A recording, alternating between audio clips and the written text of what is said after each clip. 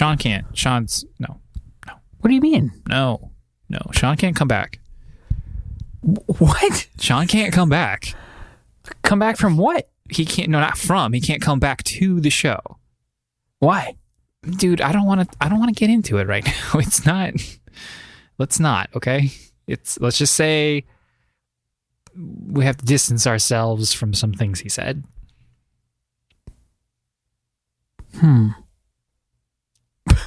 Okay, I cannot tell if you're kidding. There's your B-roll. Of course I'm kidding. There's your B-roll, though. we're just kidding.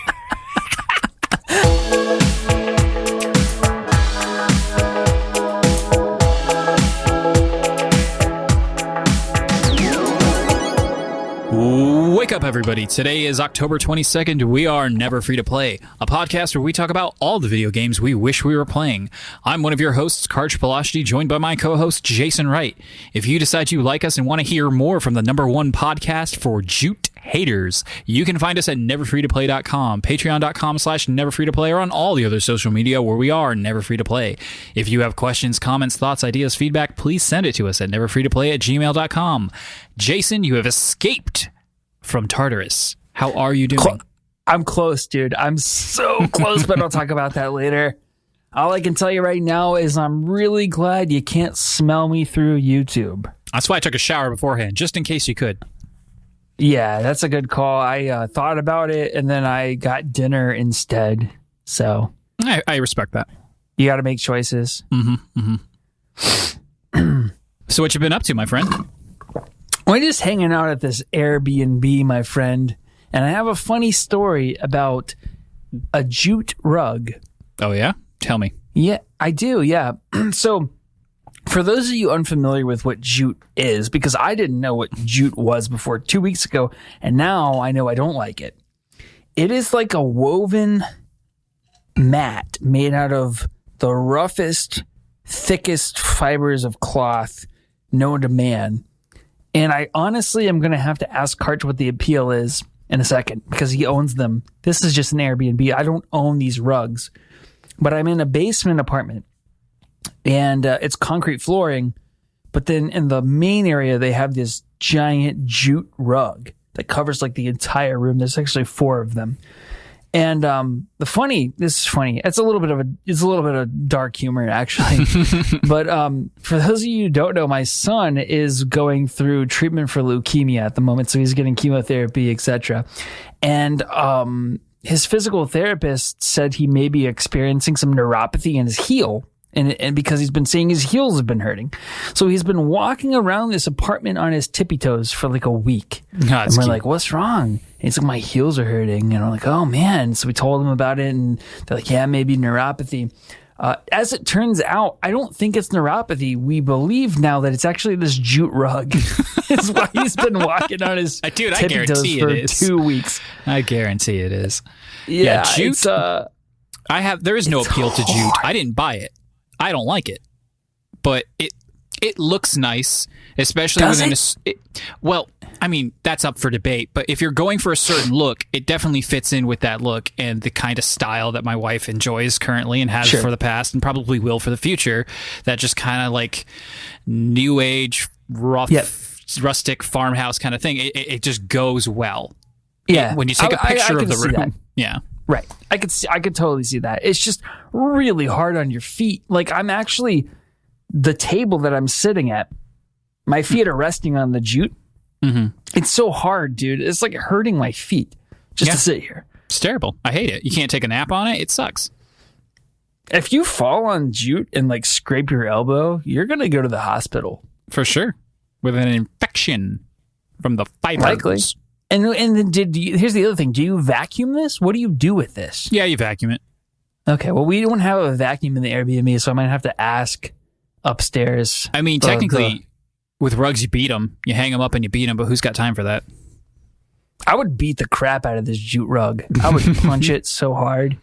Dog nails get stuck in it, too, and they just pull up at it. We got to... I don't know if this was jute. We got to it is good for scraping stuff off your feet in your shoes when you come in the door. So we got something similar. I don't know if it's jute, but it's a similar type of rough woven fiber, rug, mat thing. But of course, within days our dogs, who are always at the front door, bark, bark, bark. Somebody's home, somebody's coming to deliver something, getting their nails caught in it. It's like, okay, well, that was fun. Ugh, man, that's like the same with those knit blankets and cats. Mm-hmm. They get their little claw stuck in there. We actually had to cut a blanket up once because my roommate in college, actually Tyler, had a kitten, and he put those little plastic caps that you like glue onto their claws so that you don't have to declaw them, but they won't kill you. Right. He put those on the cat, and it got like one of its claws stuck in the knit blanket, and it couldn't get the claw off because as it was pulling out, the cap was like caught. So we had to cut the woven. What is wrong with knit, woven? It's jute. It's all bad. Aesthetics, man. People they can't leave well enough alone. Have you ever tried to cover up with a knit blanket when you're actually cold? It's freezing. The little air gets in there. It's dumb. It's purposeless. If you look at life from a utilitarian standpoint, a lot of it becomes stupid. Every now and then you want a blanket, but you don't want to be warm. And so the knit is fine then, but it's still, that's an edge case, That's an edge case. Yeah, for sure. What about you, man? What you got going on? I actually have a few things going on. Like under my arm right here, there's a rash, and it hurts. I don't like it. Apparently Rachel has a rash under her arm too. I wasn't supposed to say that, but I was like, oh, twinsies. I don't think she gave me her rash, but I'm not sure. Do you think it could have to do with the deodorant? Do you guys use the same deodorant type? We do, but I think it's because I'm disgusting. And then before this episode, even though I showered, I hadn't showered for like days. And so it had been a while. And, who's to say how long the shirt also accompanied me during that journey. But, I changed all that and I washed myself off. So, interesting. And I've also gone on a coffee journey. I have the Panera coffee subscription where they let you get a coffee a day for free, as long as you pay the subscription. So it's not free. That bogus thing. It's like $10 for a month, but I've had it for like 2 months, maybe 3, and I haven't used it except for like 3 separate occasions. So I said, I'm going to get my money's worth this month, and I'm going every single day. And that's like a $2.06 coffee that it gets knocked off completely. And I'm on day 6 for 6. And so, if you like that, follow me on Twitter, and you can see pictures of coffee in cups, because I know people like that kind of stuff. Wow. I'm hoping to get a sponsorship from Panera. Get me a sandwich or something. I know, right? I mean, it sounds like Instagram content, to be honest with you, but you could try the Twitter crowd, see what they think. It's the same thing with a different coat of paint. I'll never understand how these TikTok, Twitter, and Instagram all have the capability of just being like video image posting, and yet they're all so different the way that they're utilized by advertisers and influencers and comedians, etc. It doesn't make sense. It's pretty wild. It is, but the sad thing, coffee's delicious, and it's even better when it's free and made for you. They include this insidious 50% off coupon from one of their bakery treats every single day, and so I have to try each one. So far, I've had the bear claw, the pecan braid, the blueberry muffin, and the cinnamon roll. Because I don't get one every single day, because that's madness. But I've got to go through the scones and the bagels and the rest of the muffins and the brownie and the cookies. It's going to be a while. It's a journey. You should blog that. That'd probably get more traction than this podcast. Maybe. We'll see. But yeah, and I also got a new phone, which is cool, and I like it. Great. What'd you get? Samsung. Wrong. Oh my gosh! I should have. We're not going to have this debate. Should have seen that one coming. I don't want to have this debate. I don't either. I hate this debate. I can't win it. It's actually, it's a really dumb debate. It's really stupid. It's just, I don't care what phone you have. It's just annoying that iMessage isn't ubiquitous. I was going to say, if I could put iMessages on the phone, I would, because I wish I could just like things instead of having to see Jason laughed at something and all that. Right. Yeah. Yeah, that's super annoying. Right. So, but no, it's great. I haven't had a new phone in this is my first new phone in 4 or 5 years, and it's just like, ooh, it just works better. It's awesome. That's impressive. We broke down and submitted to Apple and just started doing the iPhone new upgrade every year thing. Gotcha. So we should be getting new phones here in about a month. Housekeeping! Gah. Okay, guys, here's what I need you to do. I need you to just scroll to the top link of the YouTube description and subscribe, or just in the podcast service that you're listening to, just subscribe. I don't think actually anybody listens on podcast services except for maybe me, honestly. Maybe Sean. I do. But, oh, you do? Yeah. Not every week. Subscribed? Are you subscribed to us? I mean, I follow you on Spotify. I follow us on Spotify. Interesting. So anyway, do those things, man. Just subscribe to it, especially if you're on YouTube, and then follow us on the podcast. So follow us on Twitter. We are at neverfreetoplay.com. Wait, that's our website. But anyway, twitter.com/neverfreetoplay. That's where we're most active. It's true. And then let's do some shout outs. I have one shout out in particular because I received some feedback, and I'm not going to say where the feedback came from, but I am going to say this. Kyle Mybers. I have heard you had a little bit of feedback about how much we talk or don't talk about Xbox. And let me tell you something. If you want to hear us talk about Xbox, then I challenge you to write in to us at neverfreetoplay@gmail.com. You coward. You won't do it. You won't do it. Do it. I want you to do it, but I don't think you will. Heck, just, staple a note to my door. You know where I live, Kyle.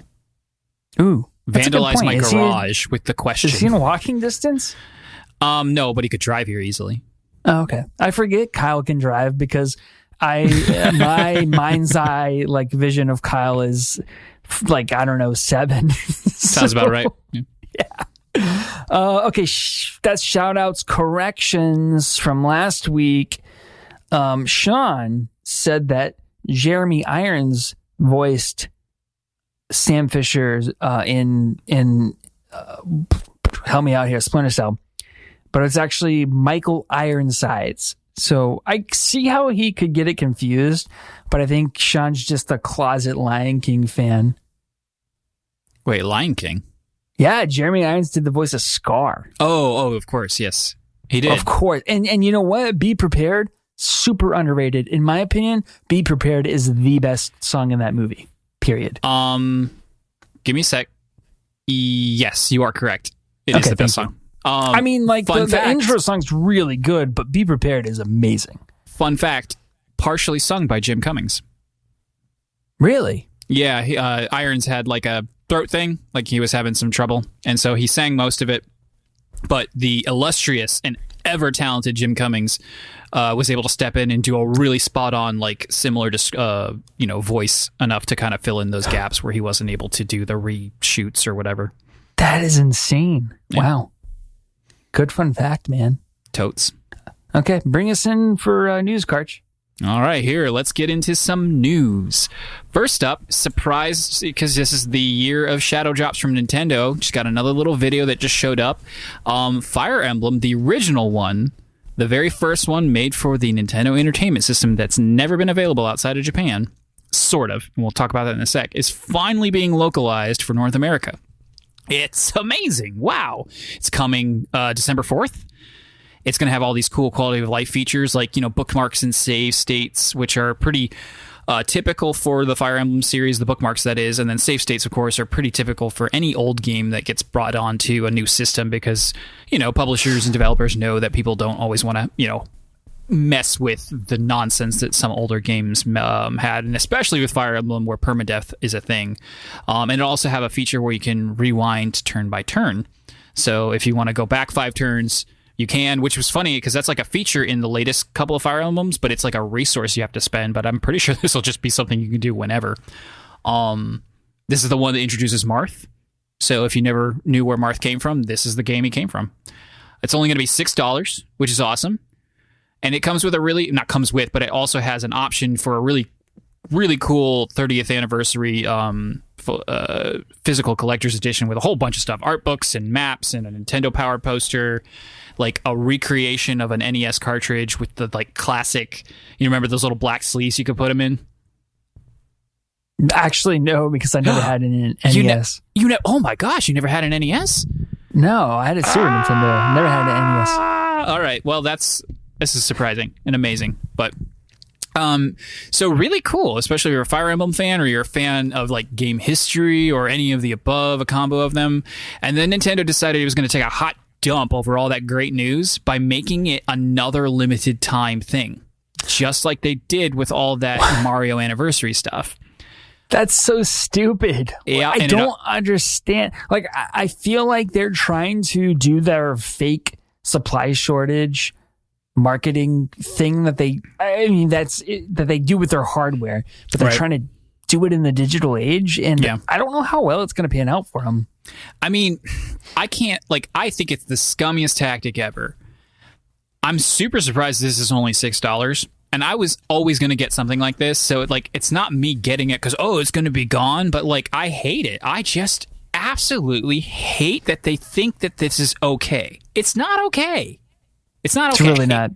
The only thing that makes it okay is if they're going to be like, and now it's available for Nintendo Switch Online subscribers, which I kind of think it should just be there anyway. What do you feel? I agree. I totally agree. That especially because they didn't really do anything super special for Nintendo Switch Online subscribers. Like they didn't add any. They didn't wow us. They didn't add 64 games or anything like that. Like we really want them to. So this would be a nice little boon because I mean, to be honest with you, the NES library on there is a little bit underwhelming. It is, especially as someone who didn't. I don't have a ton of nostalgia for NES because I only played a handful of those games. My grandparents actually had an NES, so occasionally when I would go over there, we'd hook it up and we'd do what was the light gun, the dog hunt or duck hunt. Duck hunt, yeah, there you go. Thank you. Did that? They had Kirby, they had the original Mario Bros. But really, those are the only 3 games I ever played on that system. So everything else just seems really dated, and I have no love for it. I just don't care. Now the Super Nintendo, totally different story. Mm-hmm. But I don't know. I'm just $6. I think you could probably attract more subscribers than you're gonna get selling this limited edition digital thing for $6. I agree, and that's just to be clear. Well, the reason we're so upset is because this is limited, again, not just for the physical anniversary edition. It's not supply limited. Well, I mean, obviously that is supply limited, but the digital version will eventually be going away too. I didn't follow up later in the day because I couldn't find anything when this was announced early in the morning about when this is actually going away. They were very upfront on the Mario side of things. For all I know, this is even worse, not even genuine. This could just be a tactic in which they are after overwhelming response, we've decided to allow it for all time. And then it's going to be but $6 is so low. It's $20 for a year. If you subscribe for the year, it's, I don't know, a lot. Not much more. It'd almost be more acceptable to be this is going to be on Nintendo Switch Online for 6 months. Right. Because then you'll bring in those $20 subs or whatever versus I don't even know. But I think really what this goes down to is the same reason that the Mario 35 is limited. And that is because it's a run off of a single server in Reggie's basement. Man, Reggie's got us by the balls. It's that guy, he just left and, it was a ticking time bomb. We're thanks for all the fun times, Reggie. Our bodies are ready. And then he's as he counts his money in his basement. Sure, yeah. And you know what I actually heard? You know where that server, where he bought that from? Where? He bought it from Hillary Clinton. It's that server. That's the same server. So much sense. Right? Makes so much sense. Oh my gosh, we've cracked it. Friend of the show, Hillary Clinton, by the way. Friend of the show. And friend of the show, Reggie. Friend of the show, Reggie Fils-Aimé. But I mean, I call my friends out when they're doing something bad. I'm not gonna sit here and take this, Exactly. That's what true friendship is. When you are just, you're pissing me off because you won't stop talking about the algorithm. Do I sit quietly by or do I whine incessantly? I think we will. And that's what you have to do. exactly. So yeah, I am excited though, because this is a meaty game. Like, it's 25 chapters, and I've seen it. Like, I know what the game looks like. I actually downloaded this ages ago and emulated it. It was in Japanese. They didn't even have like a translation patch like they do sometimes. The only good news to come out of it, I mean, not the only good news, the silver lining alongside the nastiness is that we might get to see a couple other Japan-only Fire Emblems come, specifically the one that has Roy in it from Super Smash Bros., which was the first Game Boy Advance one they ever made.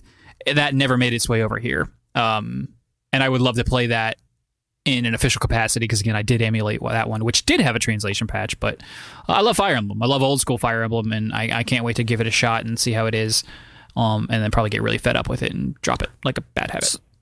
So as a Fire Emblem fan, tell me, are these games closer to Awakening, or because I know they made some combat like mechanic, I won't call them upgrades, but they, like, people say that that's kind of a differentiation is Awakening, and it seems like that's almost, to me, and I don't follow it super closely, but it seems like Awakening is a pivot point for the franchise. Awakening was a pivotal point because it added so many new things, or rather brought back a bunch of other stuff that had been used sporadically throughout the series and kind of shoved it all in one game, and then of course brought it to the modern age. Think of this as like, when you think of the basics of Fire Emblem, where you got units on a board, the rock paper scissors aspect of like sword, shield, and spear, and then they can die permanently, and then of course you recruit people over the course of the game to increase the size of your army. That's it. I'm like, I don't know for sure, but like it's about as bare. But I don't even know if you can promote units where they go from like just being a lowly swordman to like high-end mercenary and stuff. Like, I think that's in there, but I'm not sure. What about like in terms of weapon variety? Is it literally just like sword, shield, javelin, axe? Like, don't know. Okay. Well, I mean, it honestly might be more up my alley because the complexities that they've added in the newer games turned me off, especially like the relationship part of it. Right. Yeah. I'm fine with it, like in Awakening, and I know we've discussed this a little bit, but it's more. It is outside of combat, but it plays into combat. It's like a combat mechanic in a way. Yeah, but I hear what you're saying. The newer stuff is kind of just too anime for me. I can't stand it. Like, I really enjoyed Fire Emblem Three Houses, and I might definitely go back and play it at some point. When I get the Fire Emblem itch, instead of digging up the older ones, I'll probably just play that one since it is on my Switch. It's the easiest to get to. But it's a hassle. It's just too much Persona, to just put a really like tight little neat bow on it to describe it. It's just too much Persona in my Fire Emblem, and I don't want that. I just want Fire Emblem. I don't want dating sims. I don't want just having to. It's too much min-maxing. You can't min-max in Fire Emblem until most recently. You got either a good roll when you leveled up or a bad roll, or that guy died. Like, it was just a lot more chance. It was almost roguelike, in a very, very, very loose term, or loose definition of that term. Right. And I enjoyed that. So we shall see. It's coming soon. Let's see. Less than 2 months.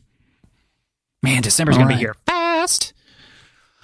Yeah, it's crazy. All right. Next up, we have just a couple images from the Uncharted movie starring Tom Holland as Nathan Drake. We saw a picture of old Tommy Holland looking like maybe he was trying to be Nathan Drake for Halloween. It's not inspiring. I'm really disappointed. Did look exactly like that. Thomas Holland, ladies and gentlemen. I'm fine. I love Tom Holland as an actor. Honestly, he's my favorite Spider-Man. And I know you disagree with it, but Spider-Man 1 is, I think I'm safe in saying that it's my favorite Marvel movie. It's my favorite MCU movie that I've seen. I think is Spider-Man Homecoming. Okay, it's true for a lot of people. Spider-Man was never my guy. I have no strong connection to him, so whenever a new one comes out, I'm like, okay, more Spider-Man. Here we go. Sure. But, well, and I think, like, honestly, like, what's the dude's name from not Tobey Maguire, but the second one when they rebooted it in, like, the mid-2000s? Who's that guy?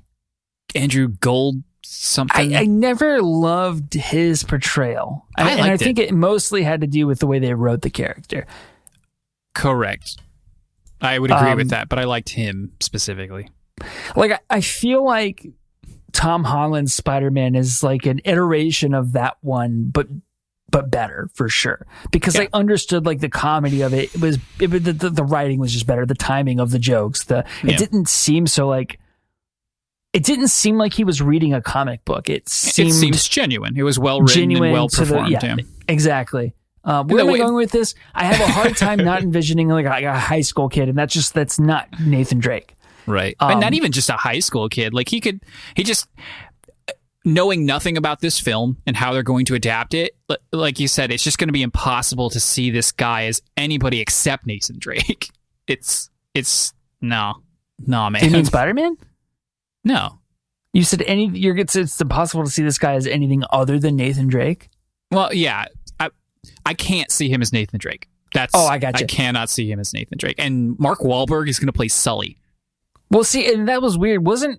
Am I totally off base? I thought Mark Wahlberg was originally cast to play Nathan Drake. Maybe he was when this movie was because this movie's been in development hell for the longest time. It's finally getting off the ground, it looks like.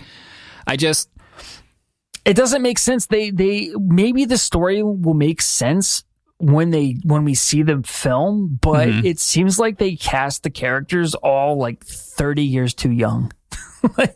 Basically, yeah. And again, a good adaptation can deviate significantly from the source material. You could argue that too much deviation implies it's not even the same thing anymore. So like, I can judge it poorly. I can judge it harshly for not being anything like it, because then why even use the name and the title and the IP and all that?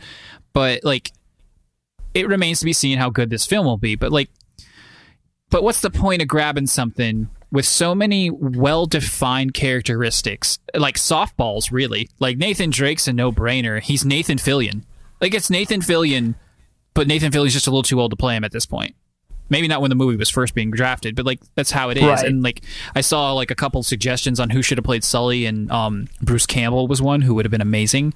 J.K. Simmons was one who would have been amazing. A couple other people that like were a little bit atypical. Then they didn't like look the part, but like know that attitude and the demeanor that actor typically has would have been absolutely on point. Sean Connery. A little too old, but yeah, that kind of like just I couldn't care less, except I love you kind of, you're a good kid kind of thing. It's I don't know, those are good games. They're great games, and so they have a high bar to meet. That's really all it boils down to, and we have not seen good things from video game movies that weren't that Pokemon one I never watched. So Sonic, I heard good things about Sonic. I heard good things about Sonic as well, but I didn't watch it, so I can't say. Yeah, I didn't either. Yeah, I've said everything I need to say about this. We'll see how the movie is, and I'm not trying to trash it. It's just, I just don't see Tom Holland as Nathan Drake as much as I like Tom Holland. They got a lot of work. They got their work cut out for them. They got to make me believe. That's basically what I'm trying to say. Right. All right, we got one last item. So you go ahead and give us this one because you submitted it though. Yeah. So this one is just, it's a tidbit. We do not have to talk about it much, but I thought it was super interesting. So I didn't realize how much the modding community had done with Half-Life Alyx in VR. So I heard a while back that somebody had taken the game engine of Half-Life, and I don't know if how supported and how easy Steam makes this to do, but they modded PT in the Half-Life engine. And I'm like, okay, that's cool. But now what they've done, and I think it's a different modding team or a different modder, has put the first chapter of BioShock in the Half-Life engine. That's pretty cool. It is pretty incredible because it actually is this. I watched some of the gameplay video, and it's about 25 minutes of gameplay, but it is a hybrid between Half-Life Alyx and BioShock. So it uses a lot of the aesthetics from BioShock. The opening scene is the same, going and descending down into help me out, the city. Rapture, yeah. Descending down into Rapture, you get that whole look and the aesthetic, and like that's all the same. But then there's these elements where, like, when they unveil the Vita chamber, you have to solve a Half-Life Alyx puzzle to open the chamber. Cool. So they've done this really neat thing.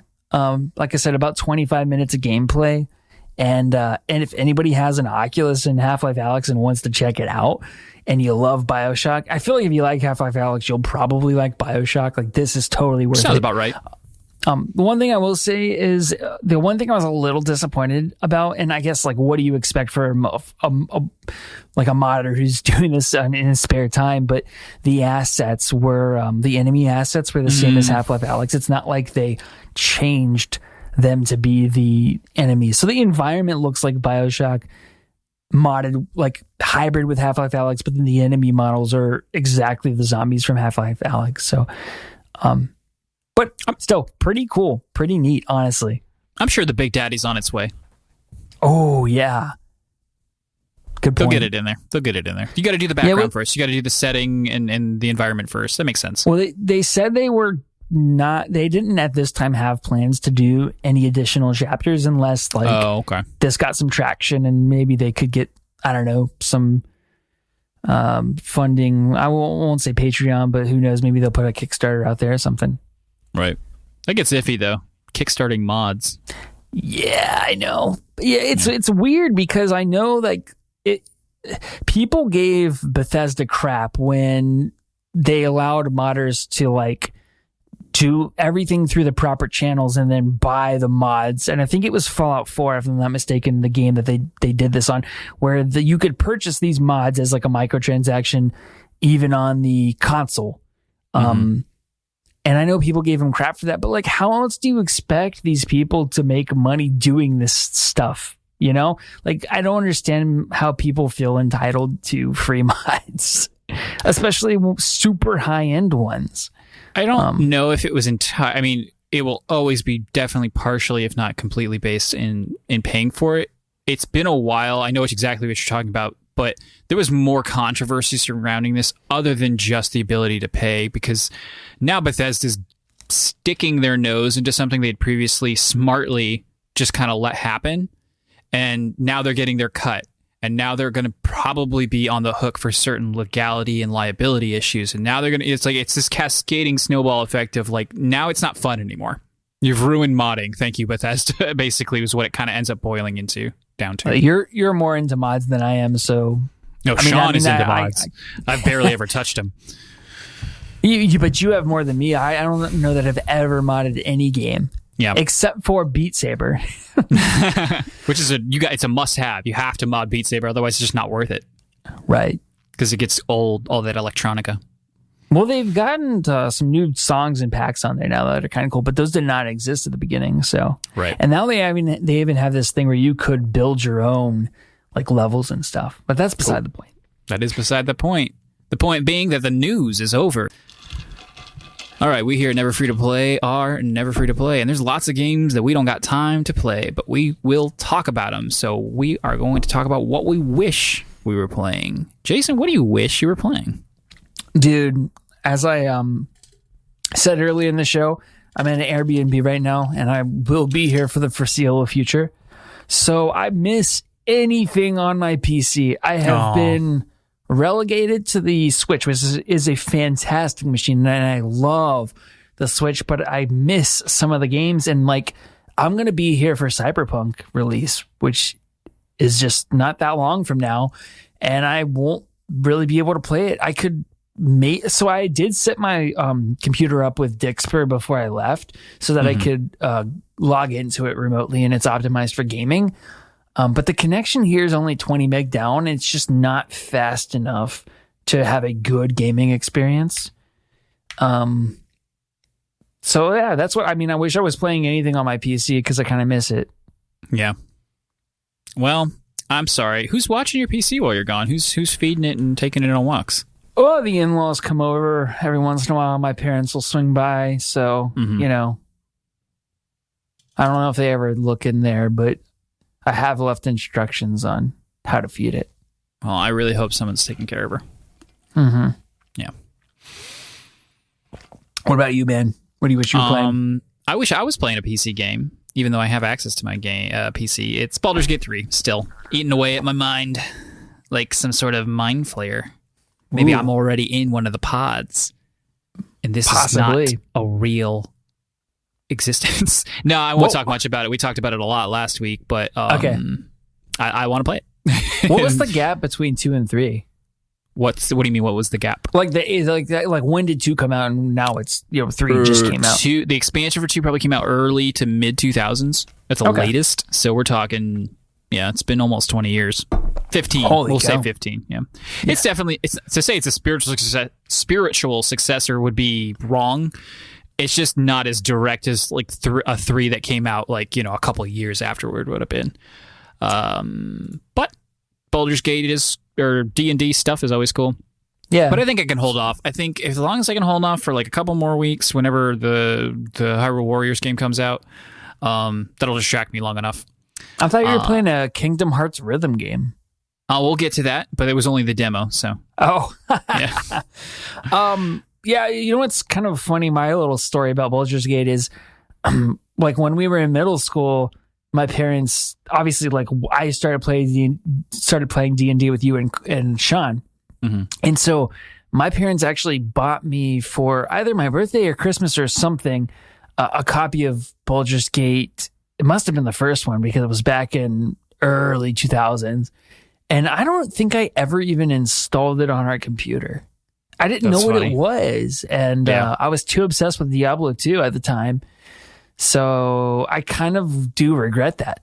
You would hate it. You wouldn't have played it for more than 2 seconds and gone right back to Diablo 2, I promise. Well, maybe that's true. And then I remember being at Sean's house and like seeing the box of it on his computer desk and being like, "Oh, cool, Sean plays that game. I didn't realize that." And then I was like, I should totally check that out because I have it. It's been sitting in my closet or whatever, and then I never did. Yeah. I'm excited. Sorry, go ahead. Oh, I was just going to say, same is true for Fallout 1 and 2. Somebody got me Fallout 1 and 2 like a bundle, but they got it for me like way after it would have been, relevant. And I never even installed it. Yeah, I'm just excited. I've tried Baldur's Gate 2 a couple times. I hate the rule set. And because it's less a video game and more a D&D simulator, I don't have fun with it because I don't know the advanced Dungeons and Dragons rule set like I know 3 and 3.5 and version 5 as well, or 5th edition, that's what it's called. And since Baldur's Gate 3 is based on 5th edition, it'll just be really nice to be able to jump in and know all the rules. Like, I'm familiar with this, and even though I might not like everything about it, like, I do like most of it, and so familiarity is always really nice when you're jumping into something brand new. Do any of those games have online multiplayer? I don't know. I don't think so. Yeah. I learned today that recommend instead of playing D&D, we can convince everyone to buy it so we can play it together. I think we can do both. I don't see why we can't do both. Because I don't do well. Like I really enjoy our D&D sessions, but I feel like I need the computer to constrain me to a rule set. Otherwise, like, I don't know what I'm doing, and I will break the rules even if I don't mean to. Well, that's what the DM will stop you. Baby. Like you're trying to climb that ladder too fast. For example, I level up my character accidentally and don't tell anybody, Yeah. Nobody would ever do that, though. I learned that the saves for this early access will not transfer over to the main game, which is at one point kind of confusing, honestly, because like at some point you're going to have like version 0.99, for the sake of the argument. And then you're going to have version 1.0. You're going to tell me that the people playing on version 0.99, the way the save's structured and the game is structured and the data and all that is so different that it can't transfer over successfully. And I mean, I know, like, as somebody in tech and programming and stuff, like I understand why they might make that decision. I just think it was an odd choice. But at the same time, it's kind of freeing because then you just do whatever you want because it's going away. Have fun, mess around, do something you wouldn't normally do because it's not going to be here when the version 1.0 filing rolls around.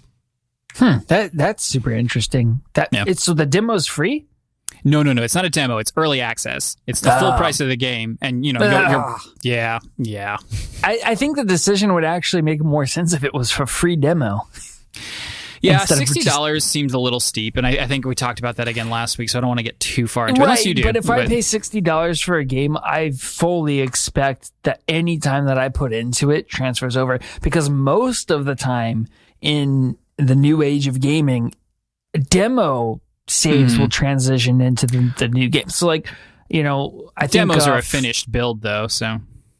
Yeah, but, like, they'll look at Final Fantasy VII Remake. Like, you played the demo of it, and then you could jump right into where you left off. Yeah, they restart it. Really? Yeah. That's crap. It was like 45 minutes. That's a long time for me. I can't do that again. And Anyway, enough Baldur's Gate 3 talk, because I want to play Donkey Kong 64, my friend. I've been watching Kind of Funny's Donktober with Blessing Adeoye Jr. and Barrett Courtney. They've been going through that. So far, I think they've done it twice. They're just doing it once a week for, like, it's a long stream, like a 3-hour thing. And they're going to beat it in the month of October. And so they've been calling this Donktober. And I love that game. I love Donkey Kong 64. I played it back in the day and beat it. Somehow. I don't remember how, but I did. And I loved it. But have you touched it since? Very briefly. I have, when I still had my N64 after I got married and we moved into the house. I booted it up and I played it for a couple hours and just never went back to it. Not because I didn't enjoy it, though. I wasn't like, oh, this game's crap and old, I don't want to play it. Interesting. Yeah, I guess I view Donkey Kong with rose-tinted glasses. I'm not saying it's perfect. No, that's fine. No, I'm just telling you my experience with Donkey Kong is I thought I liked it. And then I played either an emulation or I can't remember how I got my hands on Donkey Kong Country 2. I won't say recently, but like within my adult life. Right. You know, and I was like, I get past the first water level and I'm just like, bleh. Do you know? Go ahead. I was going to say, maybe it's the mine. I think the mining level is after, and I actually like that level. I'm pretty good at it. But then, I don't know, something happens, and I'm just like, no. Yeah. I don't want to play this anymore. And then we bought Tropic Freeze, and that just seems like a really boring, slow Mario. Yeah, I have to give it another try someday. Like, considering the critical praise, I have to go back and double check. And like, did I miss something? Because you didn't, dude. Well, I might have, because you and I play differently. And when you play, you're just playing through, and so you got your experience and you made your opinion, and it's done. Me, I got caught up on those dumb collectibles that you can get, like all that secret stuff, and so I was replaying levels over and over again.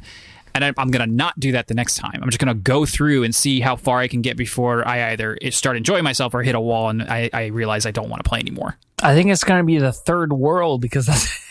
I mean, I think the critical praise comes from the level design. Yeah. But if you don't like the mechanics of the game, it doesn't really matter what the level design is, because it's not fun. Yeah. And that's my problem, because I do think the levels are really well designed and I do enjoy that aspect of it. But traversing those levels with the clunky, slow Donkey Kong who can barely jump, barely clear a gap in the level, and just like, not to mention, not only is he slow and clunky, and I think I've maybe said this before on the podcast, but I'll say it again. Typically, when you are a slower, clunkier character, it comes with a strength advantage. That is not the case in a platformer. Right. Like, to me, the fun of a platformer is going fast, but they're taking that away from you. I don't know. I don't see the appeal of like, hey, let's take a genre where the funnest thing you could do in it, to me, is to expertly go as fast as you can. Like, think of Celeste. And that's like, to me, the pinnacle of it. And then give you the slowest, clunkiest, clumsiest, dumbest, oafiest character we can give you. And then you can go through these beautifully designed levels. And I'm just like, no thanks.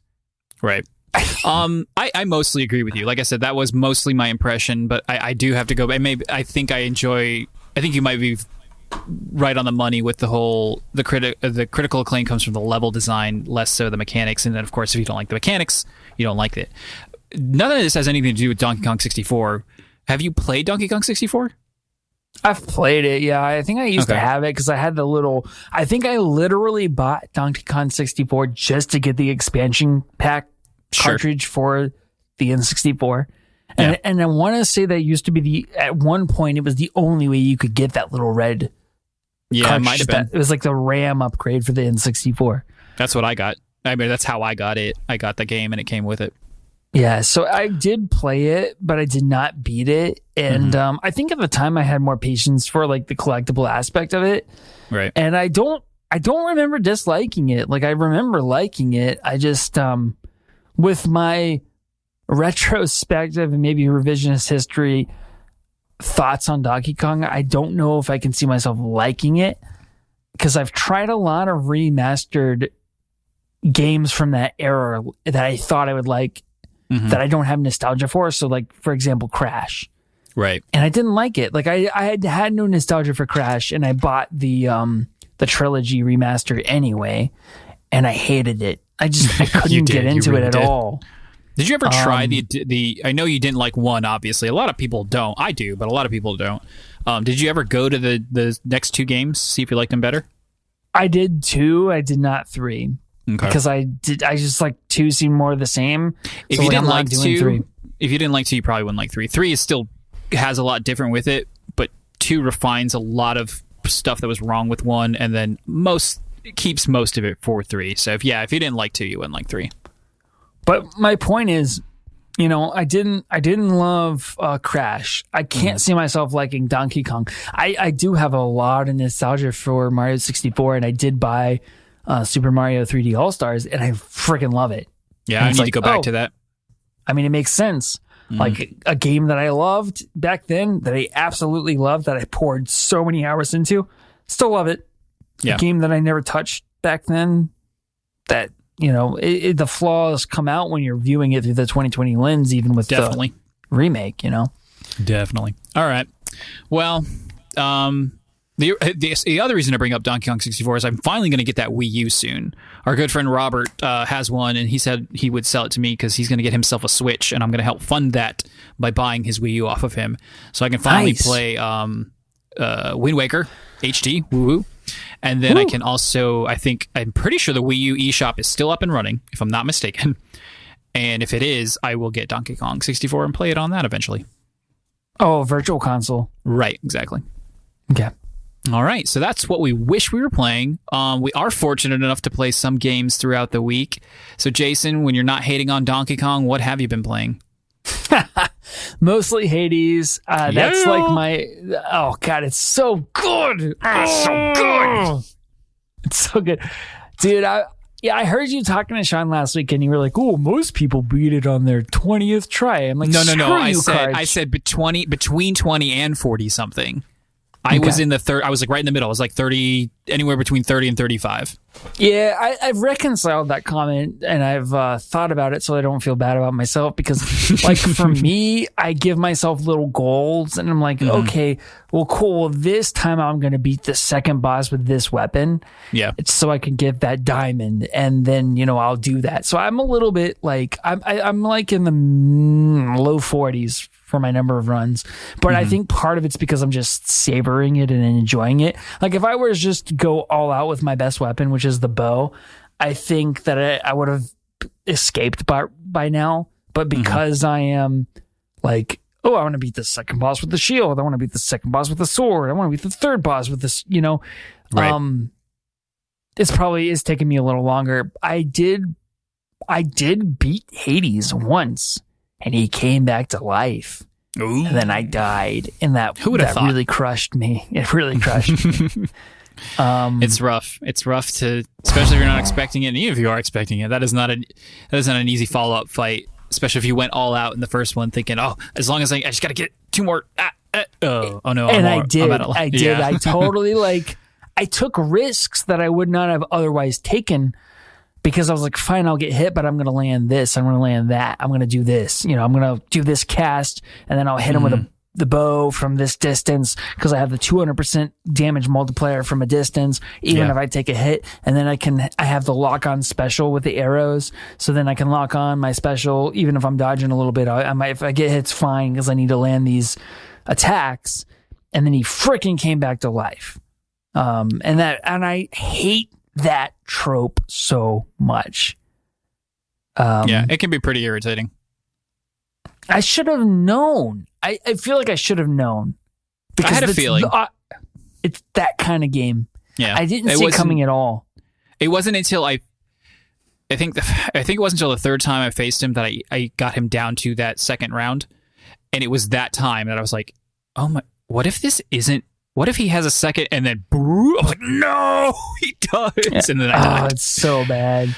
I actually like the second half way more though. I hate the first half because most of the things that he'll summon at the various points, like the additional enemies, if he summons any of those Elysium fighters that have like a bunch of armor and then they have that little spirit thing that you have to kill, otherwise they revive themselves. If he summons those, I might have a really rough time with that match because especially the shield guy. Oh my gosh, when you're zipping around trying to avoid Hades, so they can burn in a pit, and they don't because they're in Elysium. But still, to Asphodel.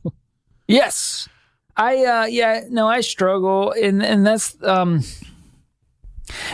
have come up with a strategy that I don't spend any gold until Elysium for the most part, and that's a good strategy. A lot. At least that's what I do. I've actually gotten to the point where I won't spend any till the next level, and I try to buy the little bloods and diamonds that they have at that super shop. And the thing that makes me mad is when sometimes you get the option to restore your second lives or whatever. What's called like Death Defiance. Yeah, Death Defiance. So sometimes you get the option to do that, and then other times you don't. And that's really been messing with me because I cannot build a strategy around maybe not being able to restore that. You don't build a strategy around dying. In any game ever, you never build a strategy around dying. Like, that's just how that goes. I know. It's really, like, I can get to the third boss without dying once, even if I spend no gold. But then that third boss fight's so, to me, tough. Like, I really struggle with it. And I feel like there's got to be some sort of difficulty scaling going on because I feel like the better my build, the tougher that fight is. It's the same every time. I don't think so. I really don't, because when I have a really good build, for instance, the second boss doesn't always have summons. But when I have a really good it's build, different. It does. And then the third boss, like the in-between parts are always the same, yes. But the boss fights, I feel like, do scale. Because, like, when I'm doing really well in Tartarus, then I don't get Meg. I get the murder one, which is like the hardest one, because she blacks it out and takes you to a different stage. Which, it's not hard, it's the hardest. And then if my build's good through Asphodel, then the snake dude has summons, and then if it's good through Elysium, I swear that spear dude will hit you every single time, no matter how much you dodge, no matter how much, like, he can't hit you behind the pillar. It doesn't matter, dude. Yeah, it does. He cannot hit you behind. He can't hit you behind the pillar. I don't know. I struggle with it. It's Theseus sucks. He's the worst. I hate him. He is. He's harder than Hades. Like, I still beat him more often than not, obviously, but, like, he's harder than Hades. And we've spoiled the game at this point. Hades is the final boss. Done. Well, yeah, I never said that. You said that. All right, you're right. I'll take that out. Thanks. We spoiled it. Blah, blah, blah, blah. Oh, also, by the way, I did confirm, if you just shut the game off, don't quit, don't give up, just shut the game off, like, close out of the game, you will restart in that chamber. And so nice. I don't know if that was always there, and I just assumed I couldn't do that because it was just one random day. Like, Juliet wanted to play something. I was like, all right, wait, whatever. I just started. I was like in like the third chamber at the start of the run. I shut it off. I didn't do anything, and I came back to it. And I was like, oh, I'm here. It works, and it was amazing. I wish I could have had it the entire time. You probably did, and you just didn't know it. Right. I wish I would have known about it the entire time. Yeah, the funny thing is, the funny thing is I complained about it on Reddit, and Reddit loves to prove how wrong you are, and no one told me how wrong I was about it. So. Well, then maybe you were right. Maybe I was. All right, what about you? What are you playing? I played some more Bug Fables. Was starting to really like it, actually. I was a little lukewarm on it last week, I think, up until that point. You texted me at one point that you hated it during the week.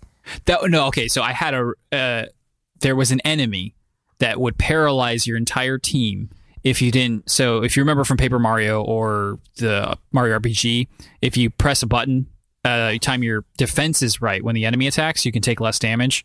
In Bug Fables, you will also avoid the status effects. And so this big mushroom guy would come up and you'd be like, blah, blah, blah, blah, and you'd have to smash A really fast.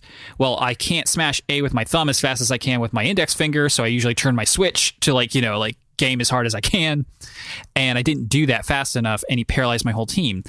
That shouldn't be that big a deal, except he did it every turn. And so he basically stun locked me while he just slowly turn by turn, because it wasn't a lot of damage, but it didn't matter because I couldn't do anything, because when you're paralyzed in that game, you can't do anything. And they were all paralyzed, and I died. And it's, classic RPG where you have to have the save points. And I hadn't saved in 30, 45 minutes, and I got really mad. I had that same exact problem with Octopath Traveler. Yep. I mean, yeah, any game like that. Now, this was kind of my fault because the save crystal was in the center of this room that had a bunch of doors that you would go off into this, branching path and come back to the room. And I didn't think to return to the save crystal every time and save. And I did on the second run for sure. But aside from that, I've been having a really good time with it. I started doing more side quests. They started off really stupid, like go here, fight an enemy, get some currency. Wow, that's really exciting. But then they started evolving into something more meaningful where, you're just getting a real feel for the characters in the world, because a big complaint I had was that there wasn't a lot of charm to it because it didn't have the Mario characters and the Mario environment and feeling and nostalgia and history. And it still doesn't, obviously. It can't really hold a candle to that, but getting more into it and seeing the same characters over and over again, getting backstory on your party members and stuff. There's some pretty, for this game anyway, for the style they've made, there's some pretty moving things going on that make you really, care about the characters, even though they're just dumb little bugs. You're such a hard-on for bug characters. That's why you like Hollow Knight so much. Hollow Knight's so good. It's better than Hades. I don't want to... Let's not talk about it, please. And also something I forgot to mention last week that they brought from Paper Mario, and is always a fun little thing, is you can take two items, which are usually a food item, like a mushroom or a fruit or something, and you give them to another character and they cook them, combine them two into a better version of it, which frees up your inventory space, which is pretty limited. And it's just a fun little thing, and it records your recipes, and I was having a lot of fun doing that too. So if you liked that aspect of Paper Mario, it's back and better than ever. There's this big fat bee with a chef's hat, and he's like, bring me ingredients. I need them. What's a potato? Give it to me. I'm going to be super interested to hear you compare this to the newest Paper Mario. There won't be a comparison because new Paper Marios have diverged so much in their formula. No, I know, but we've had these two games come out, sure, around the same time, and I just I know it won't. It's not like, I don't want you to compare them to older Paper Mario or older Mario RPG or whatever. I want you to compare them to each other. And sure. I'm interested to hear what you have to say about it. If I was a more accomplished YouTuber, I'd definitely do a compare and contrast video. So, but I'm not gonna. It's like we know what we should do, and we just won't allow ourselves to do it. It's a lot of work, dude. I'm also not good. I'm not good at this stuff. The video parts, we are good. Is the thing is we just literally don't have the time. If this was our full-time job, I feel like we'd be better at it. I think so. But you've been playing anything else? Really, really brief. I played some Fortnite with my younger brother, who's 13 now. He is so ridiculously good at Fortnite. It's not even funny. And we played 3 games, and we won 2 of them. We literally won 2 of them. He's really good. It's insane to watch him play. I can watch him, and I know all the things that I would do typically that would get me killed. Mm-hmm. He literally had 20 kills in those 2 games that we won each. That means there's 100 players. He killed a fifth of them in each game. Way it's to go, wild. Knocking it out of the park. But you have to know the metagame is what I've learned, and I'm sure that's the same with any. But you have to know like the areas to drop, what you might find there, what to do when you get there. Like they've added NPCs that you can bring to your side. They've added these certain vehicles that have certain things, and you really have to know the metagame. You can't just go in blind. And I know that's the same with any game, but it's interesting to watch someone who's so good at something execute it and then like try to figure out what they're doing. Yeah. Are they still doing that Marvel thing? Kind of. Yeah. They're doing like a Halloween thing now. So the Marvel stuff's still in there. Like they have these things called mystics. And so like you can go into Stark Towers and get some, like you can get like, I know this is not, it is Marvel. You can get Wolverine's claws. You can get some like special Avengers weapons things. But I don't know. I guess it's kind of a mashup of Marvel and Halloween. And they are doing a cool thing right now. If you die, you become a spirit and you respawn and you're a ghost and you can go try to kill players. Ooh. And you have this really cool moveset. You can't pick up weapons, but you can consume them so no one else can pick them up. I love it. That's awesome. Yeah, I know. It's like you could just be like, screw you. You're not getting this. And if you win as a ghost, you get like a victory. It's not called a victory royale. There's like another name for it. Like a ghostly, a specter royale. I can't remember. But we won one game as ghosts. It was pretty cool. Oh, very nice. I forgot. You can do teams on that or squads or whatever. You can do squads of 2, and then I think you can do 3, maybe even 4. I think it maybe max 3 trio. I can't remember. Right. Yeah. So I played a little of that, and then I played a little tiny bit of Hitman 2. Tried to use Dixper, but Tyler has a weird network setup. He has something called like a PF Sense, which is kind of like this mini computer that you can hook up to your network as a router, and then you could do a whole bunch of management things on there for your network, including like VPN and whatnot. I think that's prohibiting us from. I think that is part of the reason why we always have such a hard time getting into multiplayer games together. Because, like, for instance, I could not connect to, as a client, and he's the host, I could not connect to him on Dixper, but he could connect to me. So I think there's something that's blocked in there that prevents us from going full throttle. But I was able to use Steam and home streaming to play a little. So what I did is I logged into his account on my computer, and then I remoted into his computer, and then he could see what I was doing, and he could also take control at any given time. So that was kind of cool until his network crashed for no reason. So Hitman 2, like the original, like back in the day kind of Hitman 2? No, Hitman 2 like 2018, 2019. Can't remember what year it came out. Yeah. Okay. Really cool. Like such a beautiful iteration on Hitman. Was that the 1. chapter one that like released initially in chapters or whatever? That was Hitman 1. Hitman 2 released as a full package. Hitman 1 released episodic. I've never it's played the same one. premise. Not for even a minute, so. Oh my gosh. Well, you're going to have to because it's beautiful. I know. I remember. Go ahead. I remember Robert back in the day really liked him a lot, but I just never got into him. Well, the thing I like about him is it's very much action oriented, but it's also a puzzle game in a way because you have to figure out which disguises get you into which places. You have to plot out, like, that's my target. How do I get there? How do I want to take them down? Am I going to poison them? Am I going to, put this exploding golf ball in their golf bag? Am I going to, put some sort of like mess with the transmission of the race car? Like, what am I going to do? And then like, what's the fallout from that? And how do I avoid getting caught? So it's just as much a puzzle game as it is an action game. And I just love that aspect of it.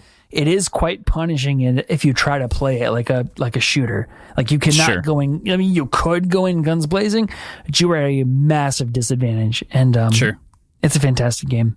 Yeah, it's funny. Like I've played the closest thing to that would probably be like Metal Gear Solid, in which stealth and sneakiness is definitely rewarded. There's definitely a more you can take a very like aggressive approach though, but it's still kind of like, all right, well, it's going to be harder. The funny thing is like I'm bad at both. And so, like, Right. you know, a lot of people wish they could do the other, but I can't do the other. So when the time comes to start shooting the place up, I'm like, no, wait, I want to go back to sneaking. It's like, well, you sucked at that too, so you can't. Well, that's the So cool thing, though. In Hitman, you can, because let's say you're trying to get into a kitchen to poison some food and you're a chef and you get found out. You can run, take somebody else out, hide their body, use their disguise, and then all of a sudden you have a clean slate. Yeah, very nice. I do like a lot of the time games are, like you said, they don't let you go back to it. It's nice that there's flexibility to return to stealth mode, essentially. Right. And you've burned that disguise, you've burned that bridge, you cannot go back to it. But there are other ways to complete your mission. Cool.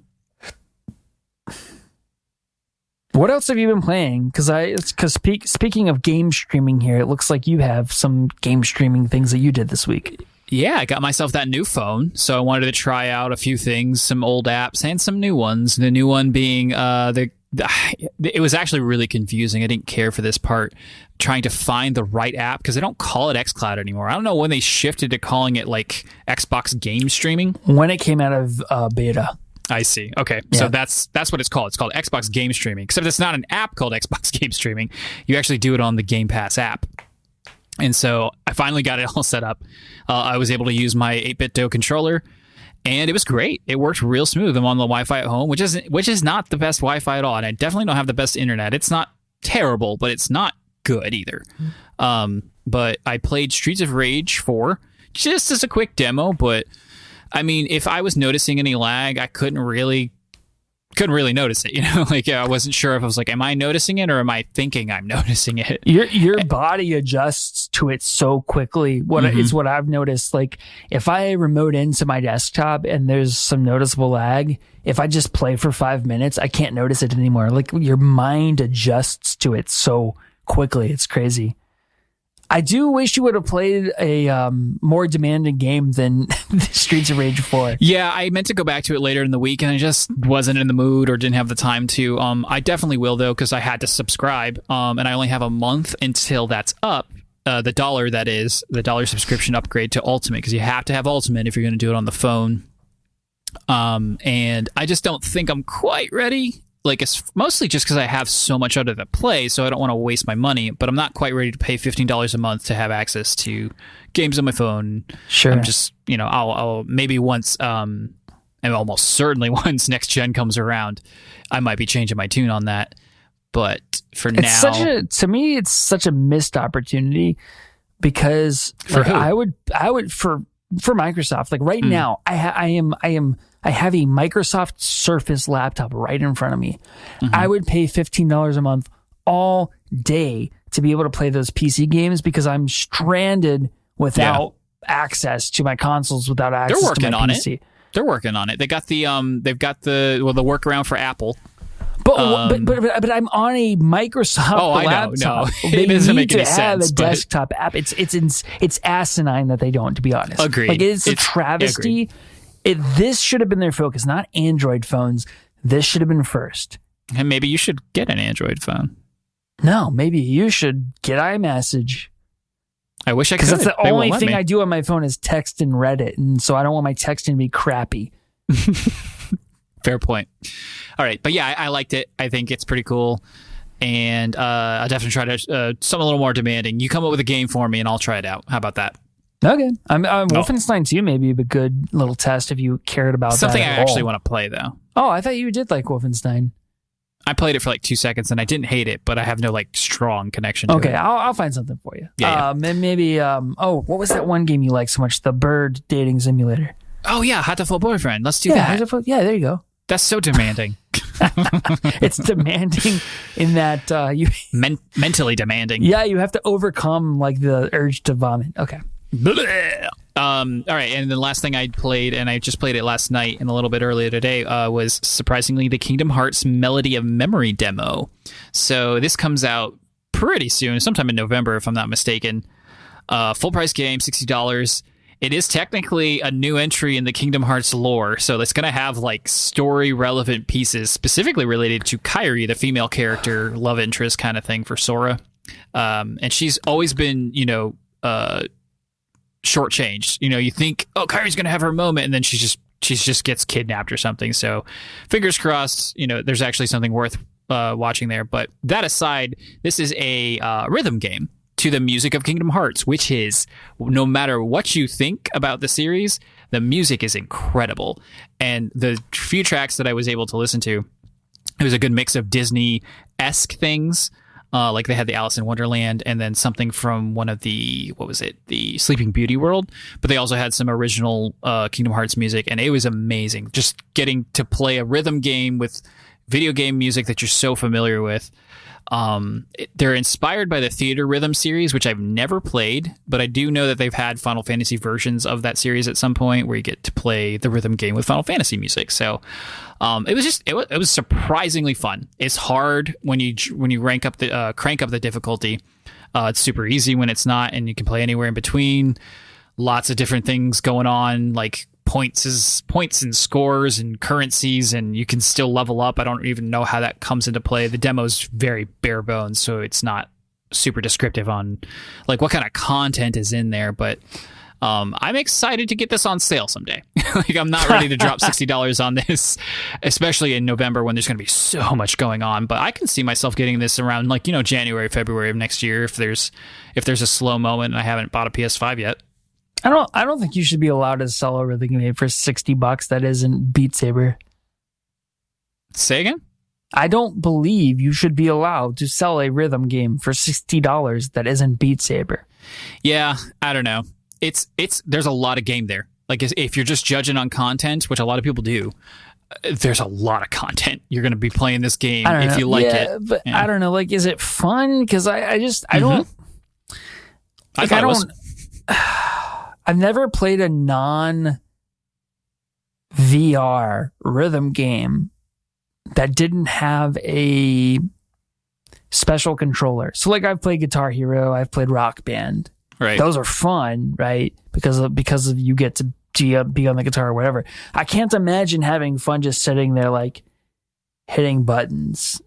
You wouldn't think. I expected to do the same thing, but I think there's an added fun factor for me because I have a hard cap on how good I'm going to be at Guitar Hero or DDR or anything like that. I'll be able to inch my way up in progress, but I still have a hard cap somewhere. Yeah. I've been playing games and smashing buttons and combos in like quick succession for a long time, and I'm okay at rhythm stuff, and I know these songs really well. And so like I have a really good chance of being really good at this game, which definitely adds to having fun with it. Well, when they come out with French Horn Hero, you're going to be a boss. That sounds awesome. I played French Horn in high school, for everybody who doesn't know. Oh, my goodness. Stick my hand right up the horn. All right, well, that's what we've been playing, what we wish we were playing. Jason, something's been bugging you lately. What is it? Well, aside from how bad The Return of Jafar is, which... maybe that'll get edited out. We'll see. I would have to say recently, I think gaming fads are bothering me. And I don't mind them intrinsically, but the way people talk about them and the hype that surrounds them is what bothers me, because people will act like this is the thing that's going to take over gaming. It's going to become its own genre. It's going to supplant Fortnite and be the next Fortnite. And then literally 3 weeks later, like, nobody's talking about it. Yeah. And I think that's the thing that bothers me about it. And like 2 months ago, it was Fall Guys. When's the last time you saw a Fall Guys post on Reddit? It's now it's all Among Us. Mm-hmm. And the game Among Us, not It's All Among Us, but yeah, it's the game Among Us. Have you played it yet? No, I haven't. I feel like I don't want to just because. Me too. I just they have like they're like a one trick, one note thing. It's just like one thing, right. One thing that it does really well, and they don't iterate on it, and they don't develop it. They're just like, this is what this thing is. I mean, I wouldn't be. I mean, I will say it does seem like an up jump Jackbox game, but to be fair, they're not charging anything. They're charging like $5 for it. And... No, I'm talking about these fads in general. Oh, I see. Yes, you're right. No, I just totally like get you. they're just one thing.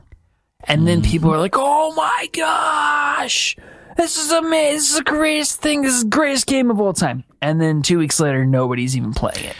Yeah, I mean, it's hard to say who is playing it because, like Rocket League had a similar story to Fall Guys and was the same kind of fad. Like, oh my gosh, it's soccer with race cars and it's amazing.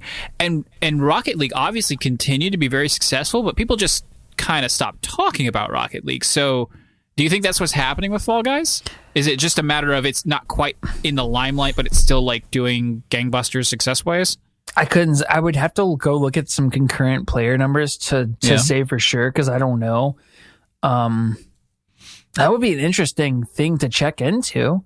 Yeah. But I know Rocket League's lively, and I know Fortnite's lively, so. Because, Twitter was just inundated with Fall Guys. Among Us, not so much, at least on my feed.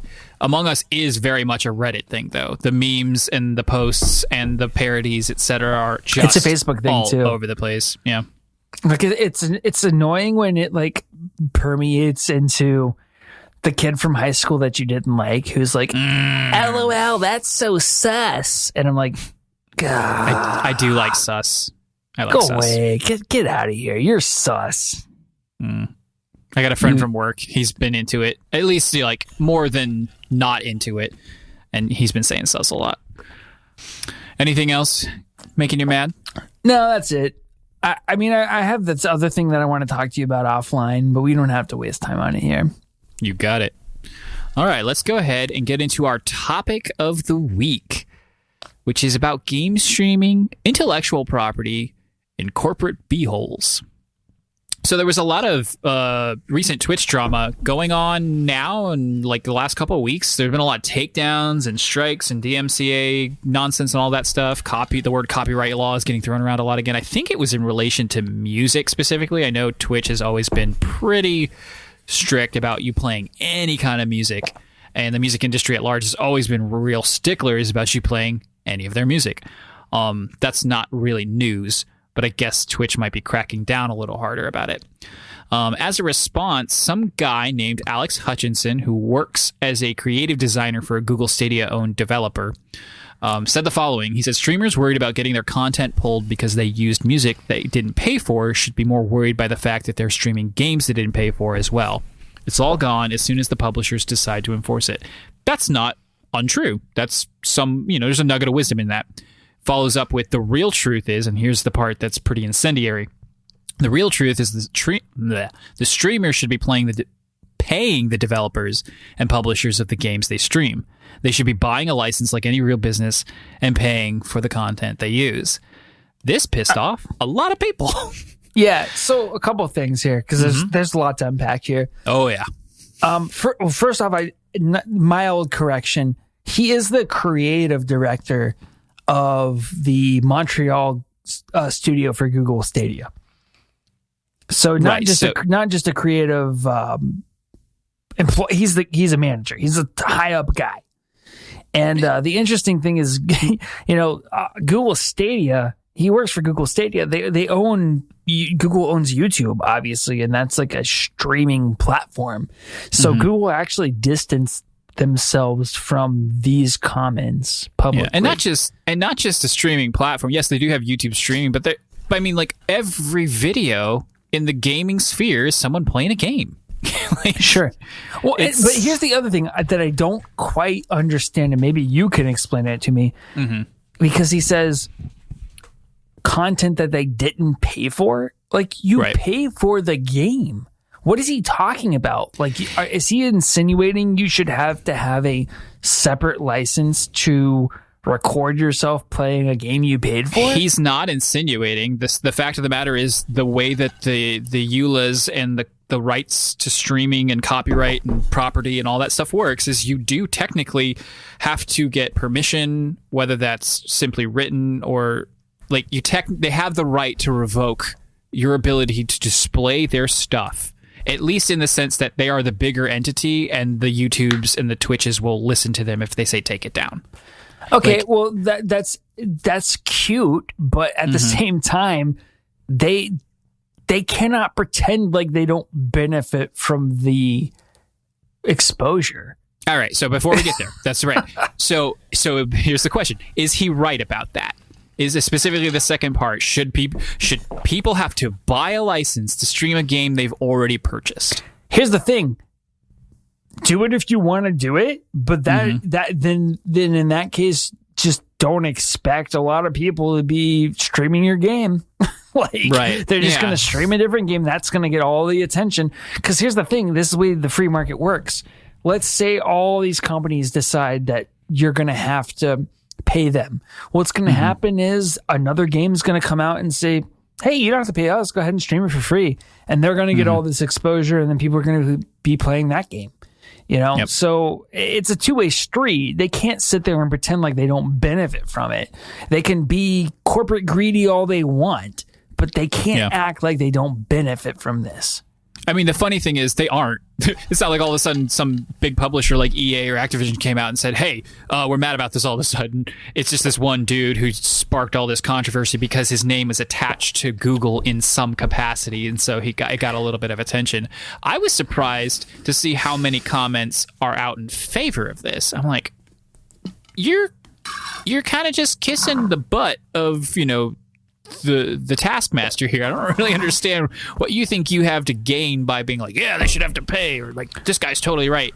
And he is right in the sense that we all are technically just, it is a very thin veil. And some companies, Nintendo specifically, often other Japanese companies, can be very old school with their mindset. Nintendo finally eased back on a lot of stuff, especially with their video game music. But lately, in the last 2 to 3 years, they've been like, yeah, okay, just do whatever you want. You can use our games as long as you're not just literally playing the game with no additional modifications or commentary that make it an actual stream or let's play or whatever. They don't seem to have a problem with it anymore. But as recently as like Persona 5 coming out, there were a lot of restrictions on what you could and couldn't show within the game up to a certain point because they didn't want people to be spoiled. I mean, and there is something to be said about that. At least on the surface, they weren't being a greedy, company about it. They wanted to preserve player experience and their own creative, etc. But you can only expect so much from a culture that makes you censor genitalia and pornography. Specifically the pubic hair. Yeah, I mean, but who wants to see it anyway? So, I don't want to answer that question. Interesting. I mean, recently, as you and I doing our Let's Plays, like every single Final Fantasy game that we've done a Let's Play on has been like it gets struck. It's not a strike against our account, but we can't monetize the video because of only in certain countries. Specifically because of the music. It's so weird. Yeah, it is. And I mean, I don't know. This guy can have his opinion. That's fine. But the second any company were to act on this, I don't think it would be in their favor. I really don't. And they can try.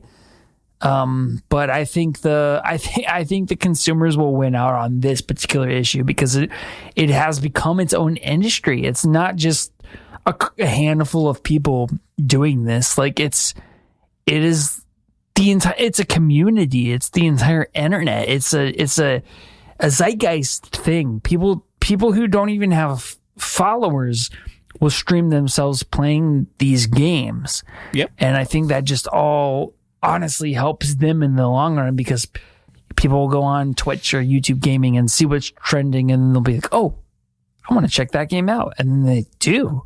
At the end of the day, that benefits them. So unless they want to drastically change their monetization strategy and try to get more money out of the streamers than they do out of the game sales, which I don't think is going to end up being the right choice, I think they just have to let this one go. And obviously, this person doesn't speak for Google. Right. But I think it's a dangerous thought, to be honest. Yeah. In addition to this bad take, he's had several others. I didn't bother listing them, but he seems like he's not the coolest of dudes. We'll just say that much, both in the gaming sphere and outside the gaming sphere. His his opinions on life, etc., didn't seem like he was worth listening to in general. And it wasn't him specifically I wanted to talk about, but as much as it was how quickly this became a topic of conversation within hours, because this happened, I don't know, like mid-afternoon today, and like all of a sudden, boom, everyone's like, don't you take away my games. Like, no one is. It wasn't a publisher. It wasn't a developer who's getting upset. When a high up person from a company as big as he's Google's. not that high up. He works for a developer owned by that's part of the Stadia family. He's not a creative designer for Stadia. He's a creative designer with Stadia. Sure, he's not even that high up. Yeah, I mean, that's a good point. Like, of course, he might have these views as a developer. Right. But it just like if I said something like this about the company that I work for, nobody would give a crap about it because I'm just a peon. Yeah. You know what I mean? No, he's higher up. Yeah, no, he's not a peon. He obviously has some notoriety of at least a little, enough to get noticed here at least. Yeah, well, hopefully this is a warning shot so that other companies, like you could just see EA or Activision, like, yes, plant the seed. $70 and then $5 to stream. Right, exactly. Like, oh my gosh, oh no, I can already see it. It's like it's part of the collector's day one package. You get your streaming rights, and it could be something small, like for every person who wants to stream it, it's only $5. But like, it's like the fact that they would charge anything. It's just, well, it'd be a month for the whole. Like, it's like you have to, if you want to.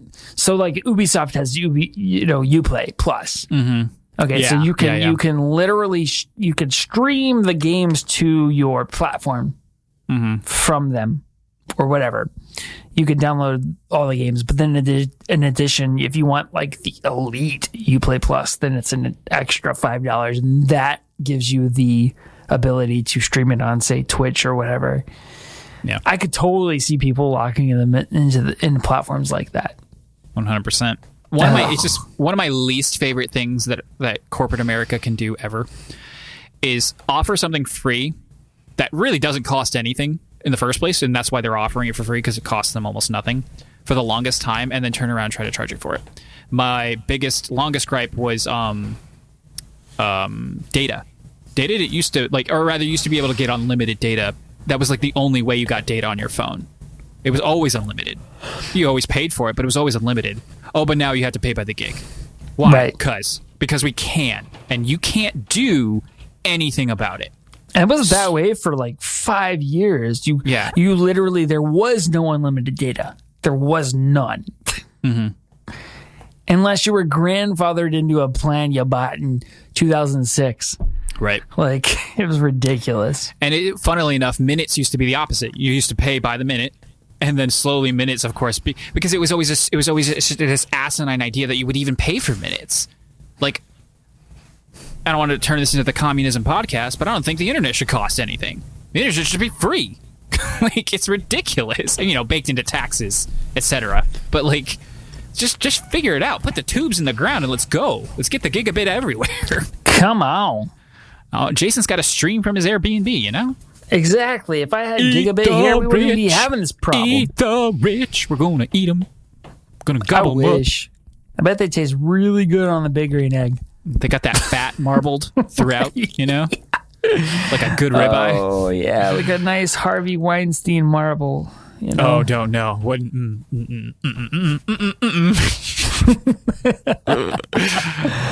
Pass. All right. Well, that was the topic of the week. If you like that, let us know in the comments. If you think we should open our wallets and bow down to corporate America, you let us know so we can avoid you like the plague. No, we're free thinkers here, so let's go ahead and exchange some ideas. Like, share, subscribe. We were never free to play. Thanks.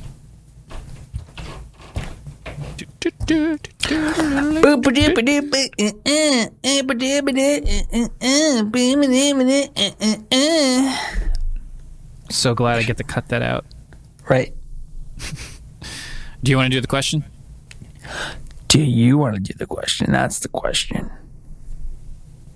Yeah. Let's do it. It won't be too long, and we're still under 2 hours. So. Let's do it. Do it. Do it. Do it. 223 question. All right, let's wrap up with some listener questions.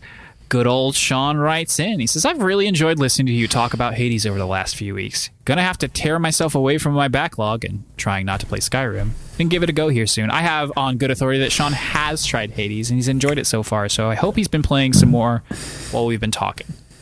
He says, per your request, I have a Pokemon question for this week.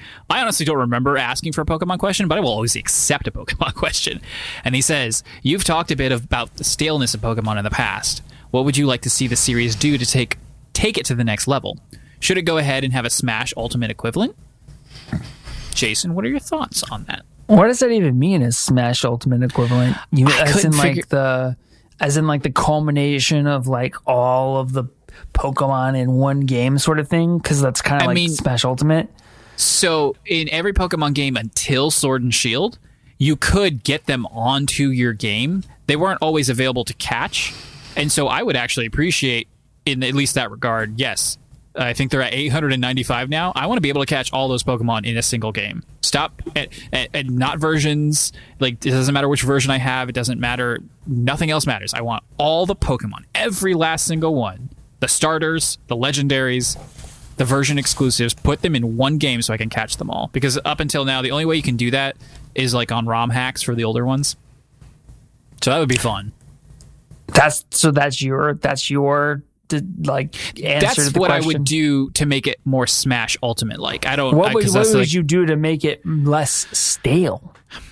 Less stale? I don't know. You would have to change combat up, obviously. One of How the so? biggest, I don't know. Like, because there's so many. The only thing Go I ahead. can think of would make it more like the card game. So you have your Pokemon Let's Go, which would be more like the classic, and then your other iteration version of it would be like the mainline games, which would be more like the card game where you have like resources and trap cards and etc. Now, not necessarily card based, because that's Yu-Gi-Oh's thing or Magic's thing, but like kind of in the vein of, if you're gonna keep combat fresh, what can you add to it? And make it harder to just be able to plow through everything by tapping one button on your, strongest Pokemon.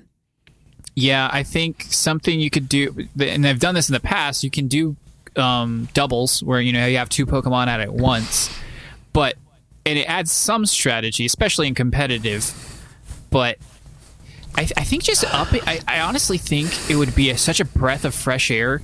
Not that this would be like an amazing idea that only Pokemon just thought of, but like just make the game a little harder. Like, we don't need to reinvent the wheel here. We already have an awesome little creature collection game, and they evolve, and that's fun, and they learn moves, and that's fun, and they have stats, and that's cool. Make the enemies, the trainers, more difficult. They shouldn't have only two Pokemon, and they shouldn't both be Rattatas at level 2. To be especially hyperbolic about it. But at the same time, we really dislike artificial difficulty. Like, I don't want don't make to it just artificial. turn the slider up and make it harder. You know what I mean? It would be a start. Sure, the enemies will just do more damage, and they'll. I mean, this is a turn-based JRPG, though. There's only so many things you can do before, and here's my actual suggestion: you turn it into an action combat game. Make Pokemon action-based somehow. That's radical, and it's a complete departure. What do and you if mean we're talking action-based? Yeah, action-based. What do you mean However action-based? What do I mean? I don't know. It like could be Final any kind. Fantasy VII Remake action-based, or like Maybe. what? Maybe. I don't know. It would be up for them to decide. But basically, it would be time to step away from turn-based. Maybe have several Pokemon in at the time. Get rid of the idea that Pokemon is only trainers battling each other. Maybe, I don't know, maybe you are the Pokemon and you're just in a world of Pokemon and you're fighting other Pokemon as you come across them. I know everyone always wants to make it open world. I don't think that's a good idea. I don't know what that even looks like. If they can figure it out, then all the more power to them. But I think the scope definitely needs to broaden, though, because when you play these days, like, it's so zoomed out in a manner of speaking, like you can see like the whole town from where you're standing every single time. It's a straight path, and there's nothing to the game. There's nothing to it. Maybe you have to kill the other trainers, take their money with a knife. Yeah. So you kill their Pokemon with your Pokemon, and then you kill them. Mm-hmm. Just Pokemon Bloodbath. Yeah, I like it. Yeah. Let's brainstorm some more of this. So what does Pikachu do? He just, he just completely electrocutes them until they're a burnt crisp. But they don't blink their eyes cutely afterward. They're just dead. Right. I love that idea. Yeah. And maybe at that point, maybe you bypass even fighting the Pokemon and you're just killing people, like Grand Theft Auto style. Yeah. Just the same Pokemon game, but make it rated M. Make all the animations and the models, like, because if you read sometimes the Pokedex entries are cute and sometimes they're kind of weird and creepy or violent. Why don't let's lean into the creepy and the violent ones? The dead Pokemon become those ghost Pokemon, like they always say. I love it. And then you have like a radio station that you can pick up on your Pokedex. That's kind of like the APB, like police scanner that Spider-Man listens to, and you can hear about all the crimes you committed. Yeah. Okay, there you go. So you're not going to be a trainer anymore. You get to pick whether maybe you can be the good guy, but you're not a trainer per se. You're like the police officer of the Pokemon world. Sure. Or you can be the Pokemon, underbelly. So Cyberpunk. I like Pokemon. The aspect in the sway of like, let's humanize the Pokemon a little. Like they're being basically forced into slavery, and you know what I mean? Yeah, but some people say they love it. So who's to say what goes on inside the Pokeball? We can get into that mindset. Yes. So here's what if I'm being totally honest, I was thinking about this earlier, and I was like, could anything bring me back into Pokemon? And I was like, I don't think it could. Not on the Switch, not on the flat world.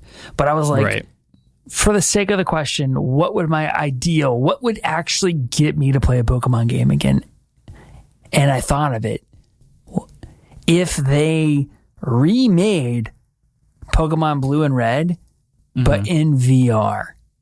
That could be pretty cool. Dude, like I look down, like I'm in VR. Like I am walking around Kantos. I am like, I see these Pokemon in real life. I look down at my belt clip. I have Pokeballs attached to it. I have to like physically grab them, physically throw them. I have to like, I don't know if I want to go so far as to like shout attacks, but maybe make the combat a little more real time, and it's in VR. Like, holy crap, that'd be amazing. I would buy that so hard. But see, what that requires is something I kind of touched on, is that you have to increase the scope. You can't be able to see half a town in one screen anymore. You have to be able to walk through grass, and so the grass has to be a much larger area. The tree has to be the size of the tree, in game compared to however, the perspective of the character. And I think that alone, whether it's VR or not, VR sounds amazing if they can do something like that. But like, just increase the scope, make it a bigger game. It doesn't have to be an open world, but I should be able to walk through the grass and only see the grass around me. And the Pokemon like jumps out, or you cut scene or whatever. I don't know, but yeah, I'd throw some Pokeballs in VR. Totally. I would also like to take this time to say that if you would give me a VR Yu-Gi-Oh game, I would just love you so much for life. I want to look down at my wrist and have that little thingy. I want to be like, it's time to... I'm going to pull the cards out and put them on, man. I want to do that stuff. I want to see the stadium and the friggin' cards come to life, and oh my god, that'd be amazing. I still want it to be like animated though, like in the anime style. I don't want it to be 3D rendered, but just in VR. Really cool. Like that'd be incredible. Oh my god, that'd be incredible. I want to fight Pegasus. Oh, you remember Pegasus? Isn't he the bad guy? He was, sorta. He was like, because there were no bad guys in Yu-Gi-Oh.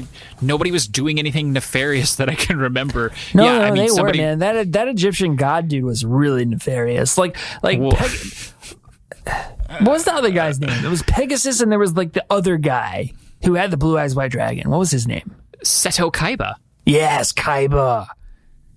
He was just misunderstood, and but he was an orphan. Dude was legit a bad dude. Yeah, they didn't unlock any of that story though until like 70 episodes in. Well, Greg and I watched that like Saturday mornings. Like that was like my last Saturday morning cartoon. We would wake up a Saturday morning and watch the crap out of Yu-Gi-Oh. I could never find Yu-Gi-Oh in like I felt like I was always watching reruns. I was like, where are the new episodes? I know they're making them. Where are they? I would always like, my thing would be like 1 week they would show the original, and then I swear like the next week they would show like a different thing of it. It would be like the Egyptian god part of it, and then they would go and they would do like this other part of it that would never just be consecutive. Like I remember Dragon Ball Z. I used to watch that on Cartoon Network every day, and it was always the next episode. You know what I mean? Yeah. I do, because I did the same. Toonami all the way. That's right. Well, that's how we'd fix Pokemon. We'd bring back Toonami. Boom, easy peasy. You're welcome, Sean. You're welcome, Pokemon. Well, another thing to fix Pokemon is you have to like, and this will never happen, but like it's split between 3 different companies, and Game Freak's just not very good. I didn't realize they don't have an incentives. Like Game Freak owns part of it, Nintendo owns part of it, and then there's the Pokemon Company, which I believe is owned by both. It was like created and is owned both partially by Nintendo and Game Freak themselves. And so it's like the Pokemon IP and conglomerate and all that stuff is entrenched in this kind of like weird corporate marriage. And nobody owns it outright, and Game Freak still has a lot of control over what they do and don't do. And as long as they can continue to pump out shows and movies and merchandise, that game is never going to see any innovation. Like, they're not the kind that people who've been playing for 30 years want to see. Eat the rich. So, eat the rich. Eat the Pokemon. That's what we're recommending, that we eat Pokemon. Totally. Well, everybody, that is all we have for you this week. That was a meaty show. Oh, yeah. That's a Karch and Jason tight meaty Weinstein of a show. No. Wrap him up in a jute rug and just smoke him in the green egg. Ooh, that might be delicious. Well, anyway, you all have a fantastic week. We will try, but we are never free to play.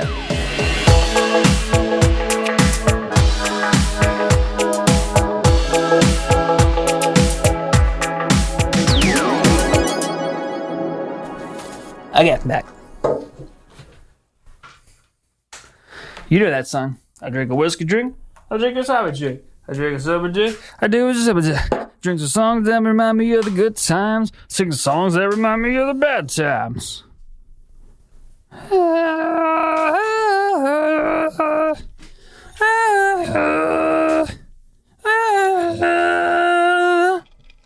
I get knocked down, but I get up again. They never gonna keep me down. My neck, Jesus. Ow.